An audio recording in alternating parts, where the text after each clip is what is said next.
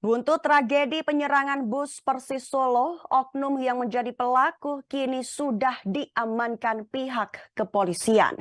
Melalui unggahan di akun Instagram resminya, Persita Tangerang akan terus mengawal kejadian penyerangan hingga selesai dan tuntas.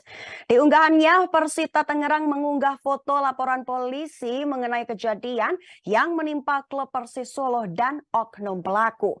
Di caption foto tersebut, pihak Persita Tangerang menyebut aksi pelemparan batu itu dapat merugikan kedua klub, baik Persita Tangerang maupun Persis Solo.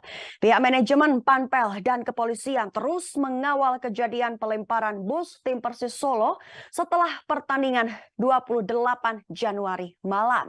Bentuk tegas tanpa ampun akan terus dilakukan terhadap oknum yang melakukan kekerasan, anarkis, serta perilaku yang tidak baik yang dapat merugikan kedua klub. Atas aksi tersebut, pelaku pelemparan bus Persis Solo diketahui telah ditahan. Tidak hanya itu, mereka juga diberi sanksi tidak diperbolehkan beraktivitas di area stadion.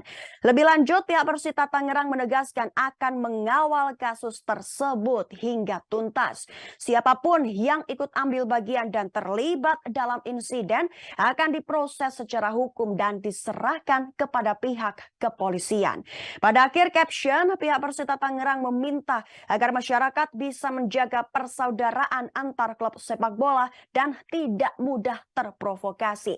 Dikutip dari website resmi Persis Solo, kejadian tersebut terjadi pasca Persis Solo menghadapi Persita Tangerang di pekan ke-21 Liga 1 2022-2023. Kejadian bermula ketika bus Persis Solo yang berisikan official team hendak kembali menuju Solo, Jawa Tengah setelah laga melawan Pangeran Cisadane.